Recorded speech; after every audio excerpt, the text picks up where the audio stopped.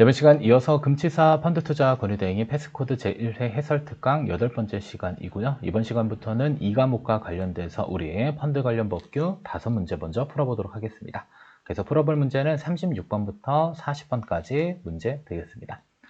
자, 먼저 36번 문제 보시면 이제 투자 펀드의 특징과 거리가 먼 것을 골라보자 라고 했습니다. 그래서 전체 특징 4가지가 있는데요. 첫 번째로는 집단성과 간접성의 특징을 가지고 있습니다. 그래서 투자 펀드에서 자금 제공자와 자금 운용자가 분리된다. 그래서 투자자들이 돈을 투자하면 누가 대신 운용을 해주죠? 자산 운용사의 펀드 매니저들이 대신 운용을 해주죠. 그래서 펀드라고 하는 것은 간접 투자 상품이라는 표현을 쓰기도 합니다. 자, 그러면 직접 투자 상품은 뭐가 있을까요? 대표적으로 주식이 있다라고 보시면 되겠고, 펀드는 간접 투자 상품, 간접성의 특징 가지고 있다. 자, 그리고 집단성. 자, 자금은 어떻게 되죠? 자, 집합되어서 운용되기 때문에 이러한 집단성의 특징을 가지고 있다라고 보시면 되겠고.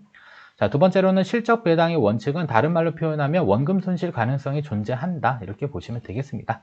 그래서 이익이 나더라도 투자자에게 기속이 되고요. 그 다음에 펀드에서 손실이 나더라도 투자자에게 기속되는 실적 배당의 원칙을 가지고 있습니다. 자, 세 번째로는 투자자 평등의 원칙입니다. 그래서 펀드 투자자는 펀드의 수익과 의결권 등에 있어 투자 지분에 따라서 동등한 무엇을 권리를 갖게 되고요. 자, 네 번째로는 펀드 자산의 분리. 자, 집합된 자금은 누구 돈이에요? 투자자들의 돈이겠죠. 그래서 펀드 운용자의 고유 재산과 법적으로 엄격하게 분리가 되고요. 자, 그러면 이러한 자금은 어디에 맡겨지냐? 신탁회사에 맡겨지는 거죠. 그래서 자산운용사가 신탁회사에 운용 지시를 하고, 신탁회사는 그 운용 지시에 따라서 자금을 운용을 하고요. 그 다음에 이러한 펀드 재산을 보관, 관리하는 그러한 역할을 수행하기도 합니다. 그래서 투자 펀드의 특징 4가지 정리 잘 해주시고, 문제 바로 보도록 할게요. 자, 먼저 1번 선택지. 자, 개별성과 간접성 이랬는데, 간접 투자 상품은 맞는데, 자, 펀드는, 자, 뭐죠? 집단성의 특징을 가지고 있는 거죠. 그래서 정답은 1번으로 체크하시면 되겠고. 자, 두 번째로는 실적 배당의 원칙. 그래서 운용 실적에 따라 투자자에게 투자 수익이 귀속이 되는 거죠. 그래서 이익이 날 수도 있고, 손실이 날 수 있는데, 이러한 모든 것은 실적 배당의 원칙에 의거해서, 투자 수익이 투자자에게 귀속된다라고 보시면 되겠습니다. 자, 세 번째로는 투자자 평등의 원칙. 그래서 투자 지분에 따라서 동등한 권리를 가지게 된다. 이렇게 보시면 되겠고.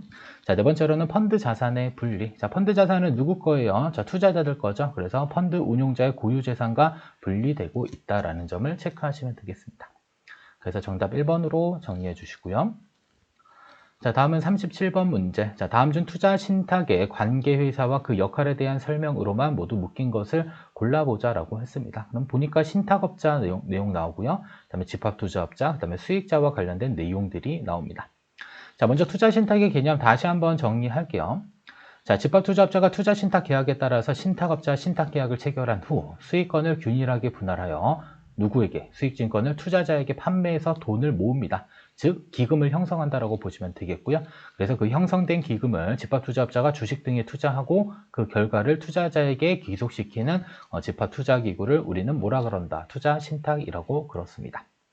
자, 그러면 투자신탁의 관계자들은 첫 번째 집합투자업자, 자산운용사, 두 번째로는 신탁업자, 세 번째로는 수익자가 있습니다. 자, 그러면 집합투자업자는 투자신탁을 설정, 해지할 수 있어요. 만드는 사람들이겠죠. 자, 그리고 투자신탁 재산의 투자 운용 및 운용 지시를 하는데 누구한테 하는 거죠? 신탁업자한테 하는 겁니다. 보통 신탁에서는 수탁자라고 배웠는데 수탁자나 신탁업자는 그냥 동일한 개념으로 정리하시면 될 것 같습니다. 아시죠? 신탁업자나 그냥 수탁자는 그냥 동일한 사람으로 생각해 주시면 될 것 같고요. 그 다음에 집합투자업자는 어떠한 역할이 있냐? 자, 수익증권 발행하고, 그 다음에 집합투자증권의 투자 설명서를 작성하는 업무를 수행한다. 별표 치고 외워야 되겠죠. 자, 두 번째, 신탁업자는 투자 신탁의 재산을 보관 관리하는 업무를 수행하고요. 그 다음에 집합투자업자, 자산운용사의 운용 지시에 따라서 자산을 취득하거나 처분하거나 환매대금 또는 이익금을 지급하는 이러한 역할을 수행합니다. 자, 그리고 투자 설명서 및 자산의 평가와 기준가격 산정의 적정성을 확인하는 등 집합투자업자를 감시하는 기능을 수행하기도 한다라고 정리하시면 되겠고요. 자, 세 번째로는 수익자, 말 그대로 이익을 취하는 사람입니다. 그래서 신탁 원본의 상환 및 이익금 분배 등에 관해 수익권의 좌수, 그러니까 본인이 투자한 만큼에 따라서 균등한 권리를 갖게 되고요.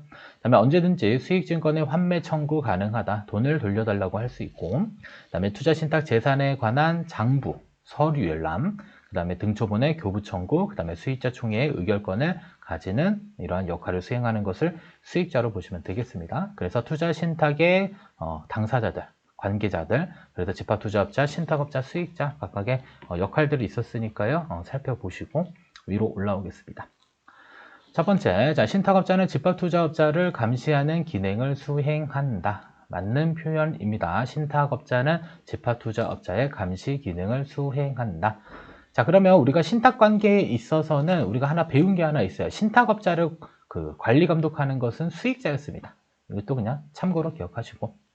두 번째, 신탁업자는 수익증권의 발행과 집합투자증권의 투자설명서 작성 의무. 자, 투자설명서는 누가 작성해야 돼요? 집합투자업자가 작성을 해야 되겠죠. 그래서 니은 틀렸고요.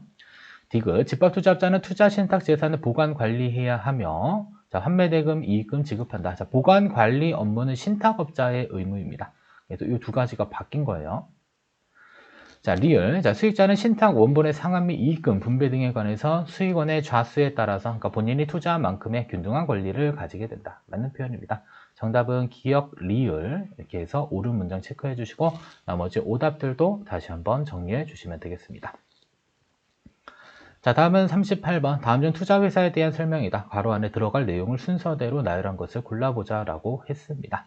자, 그러면 일단 빈칸 내용 살펴보고 그 다음에 투자회사 관련된 내용 보고 다음 문제로 넘어갈게요. 자, 투자회사는 투자 업무 이외의 업무를 할 수 없고요. 자, 본점 위에 영업소를 둘 수도 없고, 자, 직원을 고용하거나 상근 임원을 둘 수 없는 서류상 회사. 이건 좀 잘 기억하세요. 서류상 회사를 페이퍼 컴퍼니라고 합니다. 따라서 자산 운용은 누구한테 맡길까요? 집합투자업자에게 맡기고요. 그 다음에 자산의 보관은 신탁업자 느낌이 나죠. 신탁업자에게. 자, 주식의 판매는 누가 하는 거예요? 투자 매매 중개업자가 합니다. 일반적으로 증권회사. 그 다음에 기타 업무는 일반 사무 관리회사에 뭘 해야 된다? 위탁해야 된다. 내용 정리하시면 되겠죠. 자산 운용은 집합투자업자, 자산 보관은 신탁업자, 주식의 판매 및 환매는 투자 매매 중개업자, 기타 업무는 일반 사무 관리회사에서 처리하고 있다. 정답 2번 빈칸 잘 채워 넣어볼 필요가 있겠습니다. 자, 그러면 투자회사 관련돼서 내용 보시면 돼요. 먼저 개념. 자, 집합투자업자 등이 발기인이 돼가지고 주식회사를 설립합니다. 투자회사를 설립하고 그 투자회사의 주식을 누구에게? 투자자에게 판매해서 조성된 자본금을 어디에? 주식 등에 투자 운용하고 그 결과를 투자자에게 뭐랄까요? 배당하는 그러한 집합투자기구를 투자회사로 보시면 되겠습니다. 그래서 투자회사의 투자자는 주주가 된다라고 보시면 될 것 같습니다. 자, 그리고 투자회사. 자, 투자 업무 이외의 업무를 할 수가 없습니다. 그리고 본점 위에 영업소를 둘 수도 없고요. 직원을 고용하거나 상근 임원 자체를 둘 수 없는 서류상 회사인 페이퍼 컴퍼니의 성격을 가지고 있습니다. 따라서 모든 업무를 외부의 전문가에게 위탁해야 되는데 자산 운용은 누가 한다? 집합투자업자가. 자산 보관은 신탁업자가. 주식의 판매 및 환매는 투자 매매 중개업자가. 기타 업무는 일반 사무관리회사에서 위탁해야 된다. 체크해 볼 만합니다. 빈칸. 그 다음에 각각의 역할 체크해 주시면 되겠죠. 신탁업자는 뭐 하는 사람이에요? 투자재산의 보관, 관리 업무 이외에도 자본시장법 법령 규정에 따라서 투자신탁회사의 신탁업자와 마찬가지로 누구를 감시해요? 집합투자업자를 감시하는 업무를 수행하고 있다. 그래서 신탁업자는 집합투자업자를 감시하는 그런 역할을 수행하기도 하는구나. 이 정도 하나 더 체크하시면 되겠습니다. 자, 다음은 39번 문제입니다. 자, 최근 자본시장법상 금융투자, 상품의 투자 권유에 대해서 투자자 보호 차원에서 적용되던 원칙은 바뀌었어요. 이제 앞으로는 금융소비자보호법과 관련된 내용들이 시험에 계속 출제가 될 겁니다. 이번에 새로 내용이 들어오기도 했고요. 그 다음에 중요한 부분입니다. 그래서 다음 중 금융소비자보호법 6대 판매 원칙과 거리가 먼 것을 골라보자 라고 했습니다. 자, 그러면 6대 판매 원칙을 먼저 분류하시고 그 다음에 세부적인 내용들 살펴보시면 됩니다. 자, 첫 번째로는 적합성 원칙이 있고요. 자, 두 번째로는 적정성 원칙이 있고 자, 세 번째로는 설명 의무가 있고요. 자, 네 번째로는 불공정 영업행위 금지 있고 다섯 번째는 부당 권유 금지, 여섯 번째는 광고 규제가 있습니다. 자, 내용은 쭉 많은데요. 한 번 정도 읽어보면 그렇게 또 어려운 내용들은 아닙니다. 자, 일단은 의의를 한번 보시면, 자, 기능별 규제 체제를 기반으로 일부 상품 매장을 적용 중인 판매 행위 원칙을 원칙적으로 모든 금융상품에 확대 적용됩니다. 왜? 금융소비자 보호가 중요하니까 라고 보시면 되겠고요. 자, 첫 번째로는 적합성 원칙입니다. 중요한 것은 일반 금융소비자의 재산 상황, 금융상품 취득, 처분 경험 등에 비추어 부적합한 금융상품의 체결을 권유하는 것을 금지한다. 그래서 내가 금융투자업자이든 아니면 금융회사에 종사하는 사람 혹은 내가 펀드투자 권유대행인인데, 자, 고객에게 어떠한 투자 권유를 합니다. 우리가 이제 투자 권유 대행이라는 표현을 쓰잖아요. 그래서 투자 권유를 할 때는, 자, 고객에게 적합하지 아니한 그러한 금융상품에 대해서는 권유하면 안 된다라는 겁니다. 그래서 키워드는 일단은 권유가 들어가고요. 권유할 때 고객에게 적합하지 아니한 그러한 금융상품을 권유해서 된다, 안 된다? 안 된다라는 원칙입니다. 그래서 이전에는 금융투자 상품이 변액보험에만 도입했는데, 현재는 대출성, 그 다음에 보장성 상품 등으로 확대되어 있다는 점 체크하시면 됩니다. 그래서 이전과 현재에 대한 부분들은 참고적으로 좀 알고 계시면 좋을 것 같고요. 자, 두 번째로는 적정성 원칙입니다. 자, 이것은 고객이 지발로 찾아와서 어떤 금융상품을 가입하기 위했을 때, 가입하고자 할 때 적용되는 원칙입니다. 위에는 권유고, 이거는 고객이 찾아와서 어떤 금융상품을 가입하고자 하는 그런 상황을 생각하셔야 돼요. 그래서 일반 금융소비자가 자발적으로 구매하려는 금융상품이 소비자의 재산 상황, 그다음에 투자 경험, 그다음에 신용 및 변제 계획 등에 비추어 부적정할 경우, 그러니까 어떠한 고객이 찾아와가지고 금융상품을 가입하고자 했는데 본인의 상황에 적절하지 아니할 때, 그렇죠? 부적정할 경우 이를 어떻게 해야 된다? 고지 및 확인을 받아야 될 필요가 있습니다. 그래서 만약에 고객이 와가지고 뭐 파생상품을 가입한대요. 근데 나이가 70세예요. 뭐 ELS 상품을 가입한다고 가정을 해봅시다. 자, 그러면 일단 적합하지 아니할 수 있죠. 안정적인 것을 원해서 왔는데 이러한 파생 상품이 ELS 상품, 파생결함증권 이런 것들을 가입하고자 한다라고 한다면 고객의 투자 목적에 비추어 부적정할 수 있다라는 거겠죠. 자, 이때는 고객에게 확인을 받아야 됩니다. 고객님이 찾아온 이러한 목적과 부합하지 않은 상품인데요. 이런 거 알고 가입하셔야 됩니다. 이런 것들은 확인 사항을 받아야 될 필요가 있다는 겁니다. 됐죠? 그래서 이것을 적정성 원칙이라고 보시면 돼요. 그래서 내가 권유하는 것에 적용되는 것은 적합성이고요. 고객이 찾아와서 금융상품 가입하고자 하는데 적정하지 않다 이러면 뭐가 된다? 적정성 원칙이 됩니다. 아셨죠? 그래서 이전에는 자본시장법상 파생상품, 그 다음에 파생결합증권을 도입했는데 현재 대출성, 보장성 상품으로 확대되어서 적용되고 있습니다. 자, 다음은 설명 의무입니다. 자, 금융상품 계약 체결을 권유하거나 일반 금융소비자가 설명을 요청할 경우 상품의 중요한 상황을 설명해야 될 의무가 바로 설명 의무입니다. 그리고 금융상품 유형별로 필수 설명 사항을 세부적으로 규율을 해야 되고, 이를 일반 금융소비자가 이해할 수 있도록 설명을 의무화함. 근데 계속 일반 나오니까 결과적으로는 전문 금융소비자에 대해서는 설명 의무를 면제한다라는 특징을 체크하시면 되겠습니다. 아시죠? 그래서 고객한테 내가 어떤 금융상품을 권유하고자 할 때는 그 상품과 관련된 여러 가지 사항에 대해서 반드시 잘 설명을 해야 될 필요가 있습니다. 자, 네 번째로는 불공정한 영업행위를 하지 말아라 라는 부분입니다. 그래서 판매업자 등이 금융상품을 판매할 때 우월적 지위를 이용하여 금융소비자의 권익을 침해하는 행위 금지. 그래서 대출과 관련된 내용들이 조금 있습니다. 자, 일단은 소비자 입장에서는 대출을 받아야 될 입장이기 때문에 약간 뭐 은행이 갑질을 한다라는 표현이 좀 정확하진 않을 수는 있겠으나, 아무튼 보시면 대출과 관련해서 다른 금융상품의 계약을 강요하는 행위, 일부 뭐 꺾기 대출 이런 부분 있죠.